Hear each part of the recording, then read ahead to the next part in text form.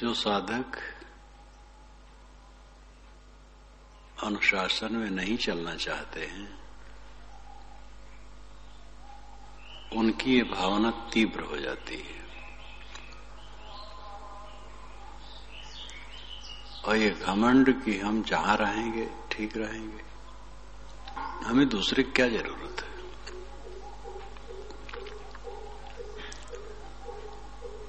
ऐसे लोग नहीं समझते हम अपने मन के गंदगी के साथ अभी ही रह रहे हैं।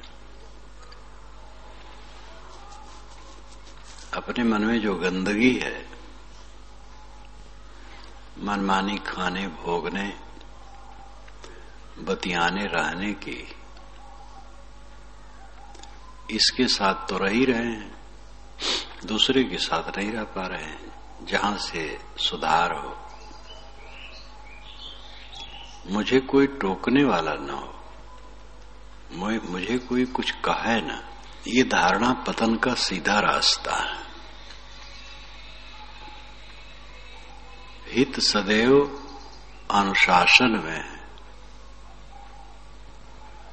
अनादिकाल से इंद्रियां और मन विषयों की तरफ उन्मुख हैं। आदत है पांचों विषयों के प्रति राग, ये बहुत पुराना अध्यास है। इसको समझते समझते भी आदमी नहीं समझ पाता है। परखत सुख नहीं वस्तु की माही, पुण्य प्रारब्ध के बल प्रगटाही। श्री विशाल साहब ने भवयान में कहा है कि परखने से वस्तुओं में सुख नहीं है, लेकिन प्रारब्ध शरीर के बल से इस शरीर में जो निवास है उससे फिर सुख भ्रम खड़ा हो जाता है। ये निरंतर श्रम करते करते तब वो दशा आती है, दिव्य दृष्टि। प्रबल पुरुषार्थ का परिणाम है विषयाध्यास का नाश, देहाभिमान का नाश।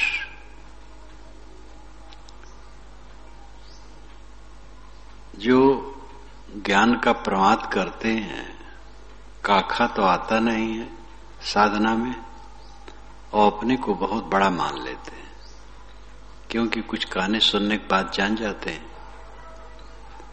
ऐसे घोर प्रमादियों को क्या कहा जाए। जो अपने अंतर को देखेगा, जो साधना करेगा, उतना विनम्र होता चला जाएगा। जो अपने मन को देखता है वह कमजोरियों को देखता है।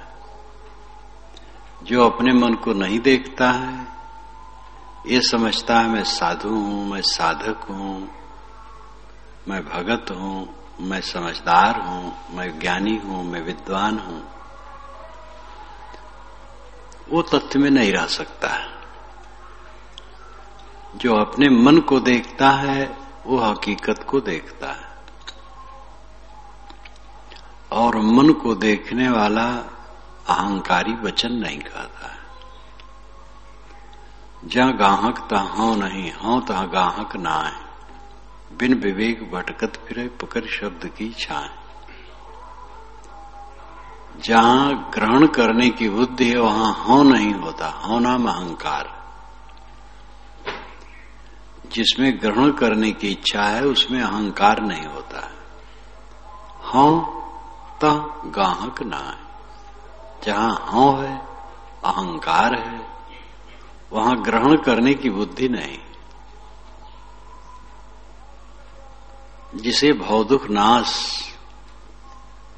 की अभिलाषा है, जो दुखों से एकदम छूट जाना चाहता है, इसी जीवन में दुखहीन दशा में रहना चाहता है, वह गुरुजन संतों का चरण दास होता है। और वह दिशा निर्देश लेता है, विनयी होता है। अनाथ काल से अहंकार में डूबे डूबे ठोकर खाते आए हैं। किसी का अहंकार रहा नहीं, सबका अहंकार चूर्ण हुआ है। ये मिट्टी के देह का सबसे बड़ा अहंकार है। सारे अभिमानों का केंद्र बिंदु है देहाभिमान, और देह मिट्टी का लौदा है। इतनी अक्ल की स्थिरता बहुत बड़ी बात है। थोड़ी सी बात है, बहुत थोड़ी सी बात, लेकिन ये अक्ल स्थिर रहे, इस अक्ल के अनुसार अपना जीवन रहे, ये बहुत बड़ी बात है। बंधन सारे भ्रम मात्र है। भ्रम से ही अहंकार है, भ्रम से ही काम वासना है, और भ्रम से काम वासना है तो क्रोध और लोभ है। उसके बच्चे हैं, वो भी भ्रम से ही है। ये सब भ्रम से है। भ्रम ही सब जगह रहा भुलाई, भ्रम में ही सारा संसार भटक रहा है। अपने भ्रम को देखे, दूसरे के भ्रम को देख करके कोई फायदा नहीं होगा। दूसरे लोग भ्रमित हैं। जहां समझने समझाने की बात हो, समझा समझाया जा सकता है, लेकिन पानी पियावत क्या फिरो, घर घर शायर बारी, त्रिसावंत जो होगा पीवेगा झक मारी। पानी पियाने से कोई पीता नहीं, जब पीने की इच्छा होती है तब पीता है। इसलिए दूसरे लोगों के भ्रम को देखने के लिए ज्यादा आवश्यकता नहीं, अपने भ्रम को देखना। जो हमारे मन में भ्रम है वो कटे।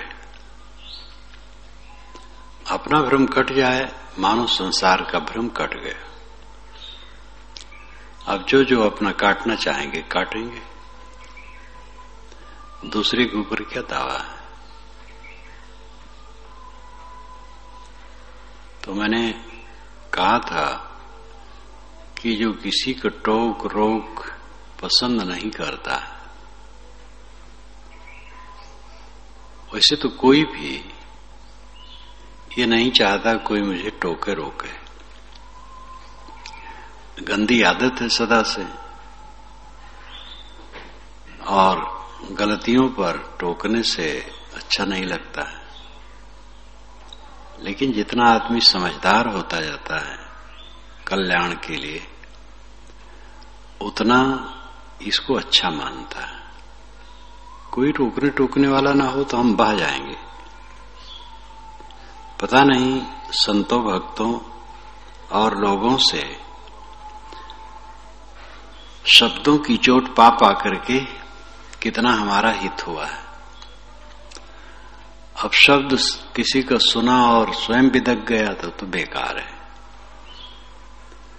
लेकिन लोगों के आदेश निर्देश, टोक झिड़क से अपना हित होता है। कहीं किसी का रोकना टोकना व्यर्थ होता है, वो भ्रम से कहता है, ऐसा भी होता है। हम ठीक हैं, उसका कहना ही गलत है। लेकिन ऐसी बात भी सुन लेना चाहिए। अगर हम ठीक है और कोई मुझे बेठीक समझता है और कुछ कह देता है, तो जब हम ठीक हैं और लोग बेठीक समझ रहे हैं तो हम बेठीक होंगे तब और क्या होगा। इसलिए उसमें भी अमर्ष की जरूरत नहीं है।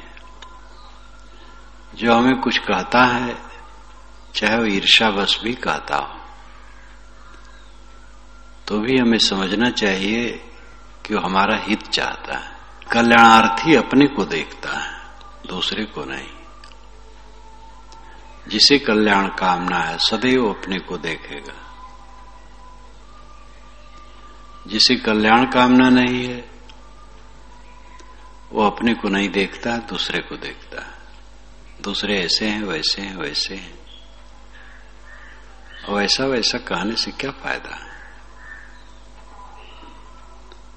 अपने को देखे, निरंतर अपने को देखे, और दूसरे द्वारा जो कुछ सीख पावे तो सीख देते हैं। कुछ लोग अपनी हैकड़ी बताते हुए सीख देते हैं। हर प्रकार के होते हैं। वो अपने को मानते हैं, बहुत समझते हैं, तो बिना जरूरत सीख देते रहते हैं। लेकिन साधक सब जगह विनम्र होकर के सबसे निर्देश लेता है। अपना अहंकार त्याग देने से अपना क्या नुकसान है। कोई हमें कुछ कहता है, क्या बुरा है, कहने दो। विवेकवान इन सब बातों को लेकर के उद्वेगित नहीं होता है, किंतु गुण ग्रहण करता है। गुणियां तो गुण ही गए, निर्गुणियां गुण घिनाए। बैल ही दीजे जाए, पर क्या बूझे क्या खाए। जो सद्गुण ग्रहण करने की बुद्धि रखता है वो सदैव गुण ग्रहण करता है, और गुणहीन व्यक्ति गुणों से घृणा करता है। हमें भवसागर से तरना है। मन भवसागर है।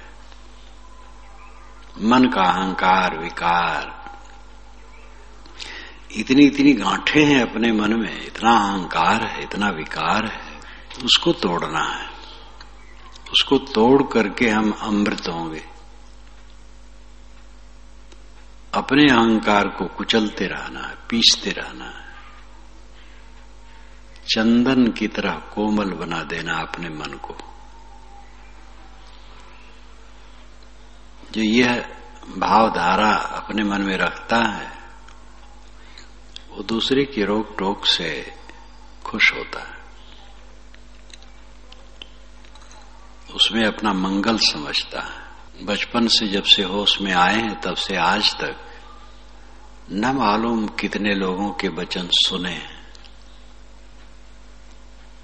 कितने ऐसे रहे हैं कि वह कोई पूर्ण नहीं रहे, लेकिन समझ रही तो हमारे विषय में कहे हैं, सुधार की बात कहे हैं, और वो हमारे लिए हित कर रहा। भले हुए बहुत ज्यादा खराब रहे हो, लेकिन बुद्धि तो सबके पास है। अपना दोष तो नहीं देखने में आता है, क्योंकि अपने दोष में मोह होता है। दूसरे के दोष को कोई भी समझ सकता है। गिरा आदमी भी दूसरे के दोष को देख लेता है, क्योंकि उसके विषय में निष्पक्ष होता है। जहां जहां हमारा पक्ष होता है वहीं हम सत्य नहीं समझ पाते हैं, और जहां हम निष्पक्ष होते हैं सत्य झट से समझ जाते हैं। पक्ष, मोह, ममता, ये सब लगभग ही है। आसक्ति होती है तो वहां दोष समझ में नहीं आता है। जहां हम बिल्कुल निष्पक्ष होते हैं तो गुण दोष एकदम अलग अलग कर देते हैं। इसीलिए ज्ञान के क्षेत्र में निष्पक्षता ही सबसे बड़ी चीज है। जीवन की ऊंचाई निष्पक्षता, और निष्पक्षता के मूल में है निष्कामता, ममताहीनता, अनासक्ति। हमारे जीवन में हमारी चित्त की शुद्धि के समान कोई न उपलब्धि है न सुख है। चित्त की शुद्धि सबसे बड़ी उपलब्धि है। हमें लोग हीन मानते हैं, तुच्छ मानते हैं, खराब मानते हैं, या अंदर से अच्छा मानते हुए भी निंदा करते हैं, तो क्या नुकसान। हमें हमारा चित्त शुद्ध रखना चाहिए, और हमारा चित्त शुद्ध है तो हम सदैव आनंद कंद है, कोई कुछ माने। सबको मना करके, जना करके, समझा करके तो हम अपनी साधना में चलेंगे, ये कभी होने वाला नहीं। स्वयं साधना में चलें। जो सत्पात्र मिले उनसे चर्चा कर देना ठीक है, लेकिन दूसरे को हम अपने विषय में समझा दें कि हम ठीक हैं, सबका समाधान कर दें, तब साधना में चलें, ये कभी किसी के जीवन में संभव नहीं। कोई अपने विषय में सबको समझा नहीं पाया है। अच्छे अच्छे पुरुष, जीवन मुक्त पुरुष, निष्काम पुरुष गाली दिए गए और योग्य लोगों द्वारा गाली दिए गए, तब क्या किया जाए? और उसमें कोई हानि भी नहीं। गाली पाने से कोई हानि नहीं, गाली देने से हानि। अगर हम किसी की ईर्ष्या करते हैं तो हमारी हानि है, हमारी कोई ईर्ष्या करता तो हमारी कोई हानि नहीं। हम किसी की निंदा करते हैं तो हमारी हानि है, हमारी कोई निंदा करता है उसमें हमारी कोई हानि नहीं। हम किसी को ठगते हैं तो हमारी हानि है, हमें कोई ठग लिया तो हमारी हानि नहीं है। इसीलिए साहब ने कहा है, कबीर आप ठगाइए और न ठगिए कोई, और ठगे दुख उपजे, आप ठगा सुख हो। स्वयं ठग गए तो हमारा मन पीड़ित नहीं रहेगा, और हमने अगर दूसरे को ठगा तो हमारा मन पीड़ित रहेगा। आत्मकल्याण का काम ही निराला है, एकदम साफ सुथरा। उसमें कोई भय नहीं, कोई चिंता नहीं, कोई परेशानी नहीं। यही तो कि हमें लोग बुरा कह देंगे, डांट देंगे, निंदा कर देंगे, दूसरों को भड़का देंगे, जिसमें भ्रम होगा लोग मुझे नहीं मानेंगे। ये सब मन का कूड़ा कचरा है। मुझे कोई माने तो क्या मेरा फायदा? मान करके दो ही बात होती है, हमें कुछ अच्छा लोग कह देते हैं और कोई चीज दे देते हैं, बस। इसके अलावा और कुछ नहीं होता है। हमें जितने लोग मानेंगे तो कह देंगे बड़े अच्छे हैं, और कोई वस्तु दे देंगे। और ये दोनों अपने कल्याण में जरूरी नहीं। वस्तु काम भर की मिलती रहती है, अमुक कोई दे न दे, गुजर हमारा होता रहेगा। और कोई हमें अच्छा कह दे, उससे क्या होगा? कोई फायदा होगा? हमें अपने को देखना। कितने ज्ञानी हैं, वे भड़क उठते हैं कि अमुक के द्वारा हमारा नुकसान हो रहा है, अमुक की प्रतिष्ठा बढ़ रही है, हमारी प्रतिष्ठा घट जाएगी। तो वो ज्ञानी क्या है? बौद्धिक ज्ञानी। हमारी प्रतिष्ठा कहीं घट जाएगी तो क्या होगा? यही दो बात होगी, लोग हमें अच्छा नहीं कहेंगे बल्कि बुरा कह सकते हैं, और चीज नहीं देंगे। और इन दोनों की जरूरत हमारे कल्याण में नहीं है। और ऐसे ऐसे भ्रम में पड़ करके बड़े बड़े लोग भटक जाते हैं। ऋषि मुनि की कहानी जो पुराणों में आती है, अहंकार में ठेस लगी और दूसरे के ऊपर उबल पड़े, शाप दिए, उनके आश्रम जला दिए, तो क्या कर डाले, तो क्या कर डाले। कहां तक अतिशयोक्ति है, कहां तक सच है। लेकिन लेखक ने लिखा तो इसका मतलब है कि ऐसी घटना होती थी। जिसके नाम से लिखा हो सकता हो काल्पनिक हो, लेकिन संसार में घटनाएं घटती तब लिखा। आदमी क्षुब्ध होकर के अन्यथा करने लगता है। फलाने हमारी निंदा कर रहे हैं, अब क्या होगा? मुझे लोग बुरा मान लेंगे।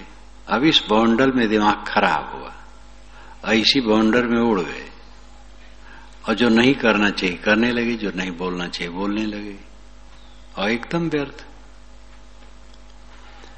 एक तो किसी की बुराई करने से हमें सब बुरा नहीं मान लेंगे, और किसी की भलाई करने से कोई हमें अच्छा कहे, इससे सब अच्छा नहीं मान लेंगे।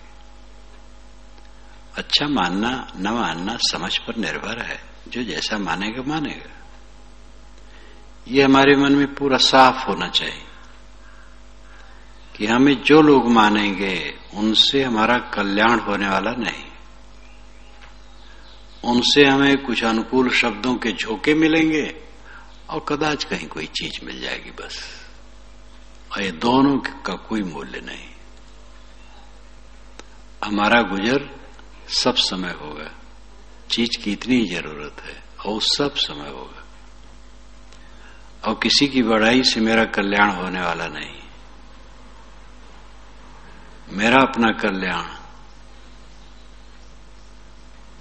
अपने आप को स्वस्थ करने में, चित्त शांत, सुबस, निर्मल, निष्काम, निर्भय, इस दशा में हमारा कल्याण है। अपने को सुबस करो, संतों के चरणों में लग करके, सेवा करके, विनयावनत हो करके, उनकी डांट गांस सह करके अपने मन को शुद्ध करो। अनाद काल से परिवार के रगड़े झगड़े में सब सहे हो, पत्नी का, पति का, पुत्र का, भाई का, माता का, पिता का, पड़ोसी का, साले का, जीजा का, समधी का, लमधी का, ना मालूम कहां कहां तक क्या क्या सहे हो, राजा का, रट्ठी का, जूता लात सहते आ रहे हो। बड़े बड़े अधिकारी जब मिलते हैं और अपनी वेदना बताते हैं तो उन पर दया आती है। प्रायः लोग समझते हैं तो बहुत बड़े, आगे पीछे कई गाड़ियां चल रही हैं, लेकिन वो बेचारे ऊपर वालों से और नीचे वालों से, दोनों से त्रस्त हैं। जब एक बड़े अधिकारी ने मुझसे कहा, दौरे पर गया था तो चपरासी ने आटा में मिट्टी मिला करके रोटी बना दी। मैं उसको कह नहीं सकता था, क्योंकि रोटी बनाने के लिए उसकी नौकरी नहीं है, वो चपरासी, उसको हम निकाल भी नहीं सकते। अब हम तो रोटी उससे एक प्रकार से कहो जबरदस्ती बनवाए, और सोचा कि हम ठीक से बनाएंगे तो हमें पकड़े रहेंगे, तो मिट्टी मिला दी। तो उसी दिन से उसको नहीं कहा बनाने के। बड़े बड़े अफसर अपनी छोटी छोटी चपरासियों से त्रस्त हो जाते हैं, क्लर्कों से त्रस्त हो जाते हैं, और बड़ों की धमकी तो रहती है। तो ये संसार ऐसा है, हम सहते आए हैं, हमारी नाक रगड़ी गई दुनिया में हर तरफ। जो दुर्गति हुई है सदा से वो अवर्णनीय है। अब संत गुरु की शरण में लग करके हमें अपने को मांजना है,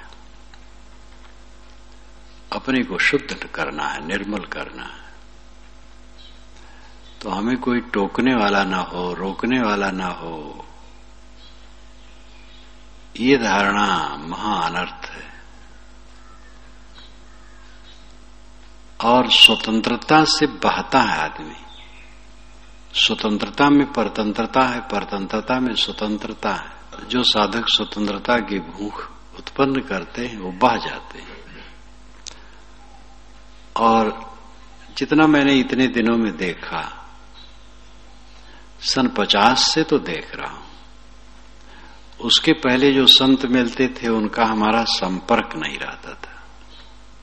वैष्णव, वेदांती, शैव जो आए उनके दर्शन किया, सेवा किया, चले गए, उनका अभिन्न संबंध नहीं होता था। तो क्या वहां होता है इसका पता नहीं। 50 में पारखी संत समाज से जुड़ गया, तब आने जाने लगा, निकटता हो गई, और 53 में उसी में आ गया। तो इतने दिनों से जो मैं देख रहा हूं, जितने साधक अपने को स्वतंत्र किए वो सबका पतन हुआ। एक पतन सीधा बहुत घोर खराब हो जाता है, वैसा सबका नहीं होता है। लेकिन वो चंचल बिलबिलाने वाले, आत्म प्रतिष्ठाहीन, समाज प्रतिष्ठाहीन। आत्म प्रतिष्ठा से ही समाज प्रतिष्ठा होती है। जो अपने में प्रतिष्ठित है, शील, क्षमा, करुणा, दया, भक्ति, विनम्रता, सेवा, सद्भाव, सिर झुका के रहना, विनयावनत रहना, अनुशासन में रहना, जो ऐसा रहा वो हीरे के समान चमक गया, आत्म संतुष्ट हुआ और नजरों में लोगों के चढ़ गया। और जो अनुशासन में नहीं रहा, आत्म प्रतिष्ठा उसको नहीं हुई, अपने अंदर में ही संतोष नहीं, चिछला, बहने वाला, बाहर से भी सबके नजरों में गिरा रहा, संतों की नहीं भक्तों की नजरों में गिरा रहा। आत्म प्रतिष्ठा से ही समाज प्रतिष्ठा होती है। और आत्म प्रतिष्ठा नहीं, समाज से प्रतिष्ठा चाहते, कैसे प्रतिष्ठा मिलेगी? तो चाहे कोई गृहस्थी में हो, चाहे विरक्ति में हो, अनुशासन में रहकर, सेवापरायण होकर, विनयी होकर, सीखने की बुद्धि रखकर, और ये मन में भूमिका रखे कि लोग मुझे बतावें, कहें, टोकें, डांट दें, कोई हर्ज नहीं, मुझे अपना कल्याण करना है। धारा में बहते हुए के लिए तृण भी सहारा होता है। ये मन की धारा में हम अनाद काल से बह रहे हैं। थोड़ी सी रोक टोक किसी की, थोड़ा सा निर्देश, आदेश हमारे लिए सहारा होगा।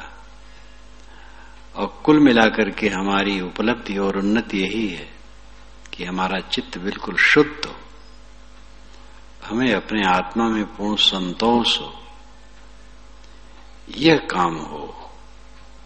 और यह काम नहीं हुआ तो बाहर का आडंबर सब हुआ तो क्या हुआ? इसलिए साधक विनयावनत होकर के सबसे सार ग्रहण करे और संतों गुरुजनों का आज्ञा पालन करे, रोक टोक, अमृत समझे, अदब लिहाज से अपना हित होने वाला है। अकेले होकर के तो मनमानी में अच्छे अच्छे लोग भी बहाने लगते हैं। इसलिए साधक को अनुशासित जीवन बिताने के लिए अनुशासन प्रिय होना चाहिए।